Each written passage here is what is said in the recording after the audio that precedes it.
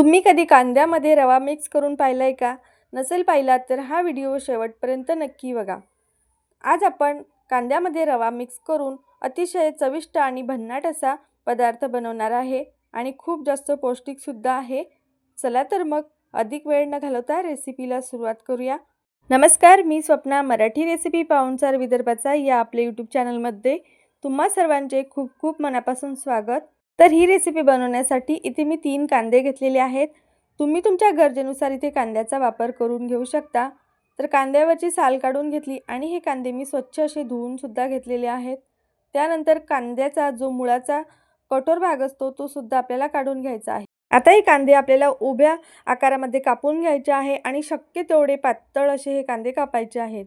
किंवा तुम्ही जे पोटॅटो स्लायसर असते त्याने सुद्धा हा कांदा छान असा पातळ असा किसून घेऊ शकता. तर इथे बघा मी चाकूनेच हा कांदा अगदी पातळ असा कापून घेत आहे. पोटॅटो स्लायसरने जर तुम्ही हा किसून घेतला तर अगदी झटपट असा किसला जातो किंवा कापून होतो. तर इथे बघा मी चाकूनेच सगळे कांदे जे आहेत ते अगदी पातळ पातळ असे छान कापून घेतलेले आहेत. आता इथे आपल्याला एक मिक्सिंग बाउल घ्यायचा आहे आणि त्यामध्ये हा कांदा काढून घ्यायचा आहे. तसेच हाताने आपल्याला हा कांदा छान असा मोकळा सळसळीत करून घ्यायचा आहे. तर तुम्ही बघू शकता कांदा जो आहे तो हाताने मी छान असा कुचकरून घेतलेला आहे. म्हणजेच हा कांदा जो आहे छान असा मोकळा मोकळा झालेला आहे. कांद्याची प्रत्येक लेयर जी आहे ती छान अशी मोकळी मोकळी करून घेतलेली आहे. त्यानंतर आता आपली पुढची स्टेप आहे ती म्हणजे यामध्ये आपल्याला रवा टाकून घ्यायचा आहे. तर इथे मी बारीक रव्याचा वापर केलेला आहे. तुम्ही जाड रवा असेल तर थोडासा मिक्सरला फिरवून तो सुद्धा इथे वापरू शकता. आता आवश्यकतेनुसार किंवा यामध्ये मावेल एवढा रवा आपल्याला टाकून घ्यायचा आहे. साधारण मी पाऊण वाटी एवढा रवा यामध्ये टाकून छान असा मिक्स करून घेत आहे. तर सुरुवातीला आपल्याला अजिबात पाणी वगैरे न टाकता हा रवा कांद्यामध्ये असाच मिक्स करायचा आहे. कारण कांद्यामध्ये भरपूर प्रमाणामध्ये नैसर्गिकरित्या पाणी असते. त्यामुळे यामध्ये अजिबात पाणी वगैरे न टाकता सुद्धा हा रवा कांद्यामध्ये छान असा मिक्स झालेला आहे. आता यामध्ये मी चवीनुसार मीठ, थोडासा ओवा आणि अगदी चिमूटभर असा हिंग टाकून घेतलेला आहे. आता इथे तुम्ही तुमच्या आवडीनुसार सुके मसाले टाकून घेऊ शकता. तर सुक्या मसाल्यांमध्ये मी इथे पाव चमचा हळद, 1 चमचा लाल तिखट आणि अर्धा चमचा गरम मसाला टाकून घेतलेला आहे किंवा सब्जी मसालासुद्धा टाकला तरीसुद्धा चालेल. आता यामध्ये एक बारीक चिरून घेतलेली हिरवी मिरची तसेच थोडीशी मेथी होती त्यामुळे मेथीसुद्धा मी बारीक कट करून यामध्ये टाकून घेतली. थोडीशी कोथिंबीर आणि 2 चमचे एवढं दही टाकून घेतलेलं आहे. सगळे साहित्य आपल्याला कांद्यामध्ये व्यवस्थित असे मिक्स करून घ्यायचे आहेत. तर तुम्ही बघू शकता सगळे साहित्य जे आहे ते या कांद्यामध्ये आणि रव्यामध्ये छान असे मिक्स करून घेतलेले आहेत, एकजीव केलेले आहेत. आता यामध्ये आपण अगदी थोडंसं असं पाणी टाकून घेणार आहे. आता यामध्ये फक्त 3-4 चमचे एवढं पाणी टाकून छान हे व्यवस्थित आपल्याला मिक्स करून घ्यायचं आहे. तर तुम्ही बघू शकता फक्त 3-4 चमचे पाण्याचा वापर केल्यानंतर सुद्धा हे मिश्रण छान असं सैलसर बनून तयार झालेलं आहे. जास्त पाण्याचा वापर करण्याची अजिबात आवश्यकता इथे आपल्याला पडत नाही.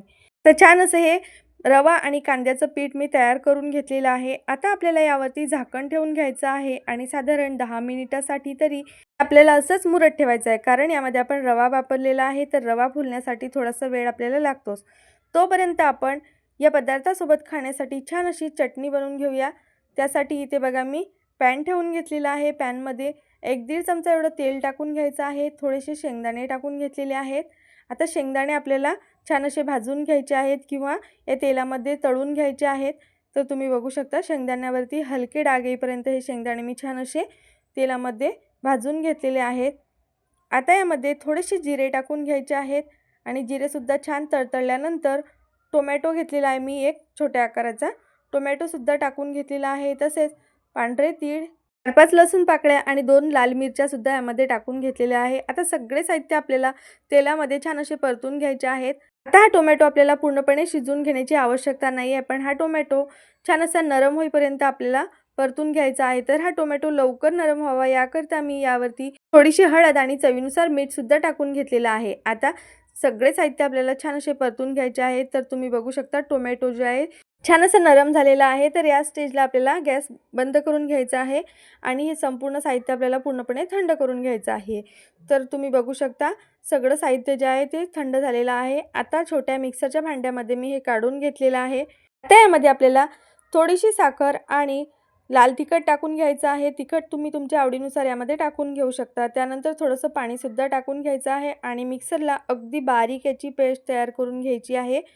तर साखर आणि लाल तिखट टाकून घेतल्यामुळे अगदी चटपटीत अशी ही चटणी बनवून तयार होते। तर तुम्ही बघू शकता अतिशय छान आणि चटपटीत अशी ही चटणी बनवून तयार झालेली आहे। ही चटणी तुम्ही इडली, डोसा किंवा फक्त चपातीबरोबर खाण्यासाठी सुद्धा करू शकता। खूप छान लागते चवीला, एकदा नक्की बनवून बघा।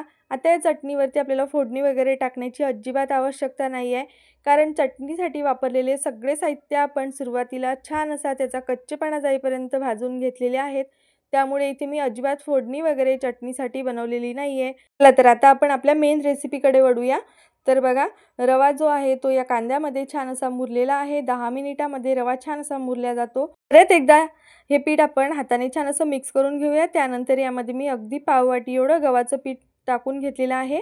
आता हे गव्हाचं पीठ सुद्धा आपल्याला या मिश्रणामध्ये मिक्स करून घ्यायचं आहे। गव्हाचं पीठ टाकल्यामुळे या पदार्थाला छान अशी बाइंडिंग येते आणि पदार्थ जो आहे तो बनवताना अजिबात तुटत नाही। तसेच हा पदार्थ अतिशय पौष्टिक असा बनून तयार होतो। चला तर तयार करून घेतलेल्या या पिठापासून आज आपण थालीपीठ किंवा पराठा बनवून घेणार आहे। त्यासाठी इथे बघा मी गॅसवरती पॅन गरम करून घेतलेला आहे। आता पॅनला आपल्याला थोडंसं तेल लावून घ्यायचं आहे। तेलाऐवजी तुम्ही इथं तुपाचा सुद्धा वापर करून घेऊ शकता। तर तुम्ही बघू शकता मी पॅनला छान असं तेल लावून घेतलेलं आहे। त्यानंतर 1 चमचा एवढं हे मिश्रण आपल्याला या तव्यावरती टाकून घ्यायचं आहे आणि हाताला थोडंसं पाणी लावून घ्यायचं आहे। तर ही प्रोसेस करत असताना गॅसची फ्लेम आपल्याला मात्र मंद ठेवायची आहे, नाहीतर हाताला चटके सुद्धा लागू शकतात। तसेच हे मिश्रण तव्यावर टाकताबरोबर घट्टसुद्धा होऊ शकते, त्यामुळे मी गॅसची फ्लेम अगदी मंद करून घेतलेली आहे। चला तर आता या मिश्रणाचा आपल्याला छान असं थालीपीठ किंवा पराठा तव्यावरती थापून घ्यायचा आहे। तर तुम्ही बघू शकता खूप छान असा मस्त पातळ असा मी हा पराठा तव्यावरती थापून घेतलेला आहे। आता वरतून आपल्याला अगदी थोडंसं पाणी लावून व्यवस्थित त्याला छान गोलाकार असं बनवून घ्यायचं आहे। तर तुम्ही बघू शकता खूप छान असं हे थालीपीठ थापून झालेलं आहे। जर तुम्हाला डायरेक्ट तव्यावरती थापायचं नसेल तर तुम्ही एखाद्या कॉटनच्या कपड्यावरती हे थालीपीठ थापून छान असं तव्यावरती टाकून नंतर सुद्धा भाजून घेऊ शकता। तर बघा आता थालीपीठ छान असं थापून झालेलं आहे। यावरती थोडंसं तेल टाकून घ्यायचं आहे आणि झाकण ठेवून हे थालीपीठ आपल्याला 1 ते 1.5 मिनिटासाठी छान असं वाफवून घ्यायचं आहे। तर तुम्ही बघू शकता 1-1.5 मिनिटानंतर थालीपीठ वरच्या बाजूने छान असं सुकलेलं आहे। आता पलटी करून घ्यायचं आहे आणि दुसऱ्या बाजूने सुद्धा थोडंसं तेल टाकून घ्यायचं आहे। तर आलटून पलटून दोन्ही बाजूने खरपूस असं हे थालीपीठ छान भाजून घ्यायचं आहे। तर तुम्ही बघू शकता खूप छान असं हे आपलं थालीपीठ किंवा कांद्याचा पराठा बनून तयार झालेला आहे। चला तर आता पहिला पराठा आपला मस्त छान खरपूस असा भाजून झालेला आहे। आता मी काढून घेते आणि राहिलेल्या पिठाचे सुद्धा सारख्याच पद्धतीने पराठे बनवून घेते। तर तुम्ही बघू शकता रंग किती छान आलेला आहे। थालीपीठ आपल्याला गॅसची आच मध्यम ठेवूनच भाजायचं आहे। मध्यम आचेवरती छान खरपूस असं भाजले जाते। तर इथे बघा पहिलं थालीपीठ छान असं भाजून झालेलं आहे। परत मी गॅसची फ्लेम मंद केलेली आहे। आता यावरती परत 1 चमचा एवढं हे पीठ टाकून घ्यायचं आहे आणि हाताला पाणी लावून छान असं दुसरं थालीपीठ सुद्धा मी सारख्याच पद्धतीने बघा थापून घेतलेलं आहे। आता यावरती थोडंसं तेल टाकायचं आहे। इथे तुम्ही तुपाचा वापर केला तरी सुद्धा चालेल आणि यावरती झाकण ठेवून आपल्याला हे थालीपीठ परत 1-1.5 मिनिटासाठी मध्यम आचेवरती छान असं भाजून घ्यायचं आहे। अशा पद्धतीने बनवलेले हे थालीपीठ तुम्ही सकाळच्या नाश्त्यासाठी बनवू शकता किंवा मुलांना टिफिनमध्ये सुद्धा देऊ शकता। खूप छान लागतात, चवीला अप्रतिम लागतात। ज्यांना कांदा जास्त प्रमाणात आवडतो त्यांनी हे थालीपीठ नक्की बनवून बघा। तर तुम्ही बघू शकता दुसरे थालीपीठ सुद्धा पहिल्याच प्रमाणे अतिशय सुंदर असं बनवून तयार झालेलं आहे। अजिबात हे थालीपीठ किंवा हा पराठा कुठंही तुटत नाही किंवा मोडला जात नाही। चला तर आता सगळे थालीपीठ मी बनवून तयार करून घेतलेले आहेत। सोबतच आपण छान अशी चटणी सुद्धा बनवून घेतलेली आहे। चला तर तुम्ही तुमच्या कोणत्याही आवडीच्या चटणीबरोबर हे थालीपीठ एन्जॉय करू शकता किंवा हे थालीपीठ फक्त टोमॅटो सॉस बरोबर खायला सुद्धा खूप छान लागतात। जेवढे हे थालीपीठ दिसायला छान झालेले आहेत त्यापेक्षाही जास्त पटीने हे खायला सुद्धा खूप छान लागतात। एकदा तुम्ही नक्की बनवून बघा। चला तर मग रोज रोज नाश्त्याला काय बनवू सुचत नसेल तर माझ्या या पद्धतीने झटपट बनून तयार होणारे तसेच घरामध्ये अगदी उपलब्ध असलेल्या साहित्यातच बनवून तयार होणारे हे थालीपीठ तुम्ही सुद्धा एकदा नक्की बनवून बघा। एकदा जर तुम्ही माझ्या या पद्धतीने हे थालीपीठ बनवले तर नेहमी नाश्त्याला अशाच पद्धतीने हे थालीपीठ बनवणार।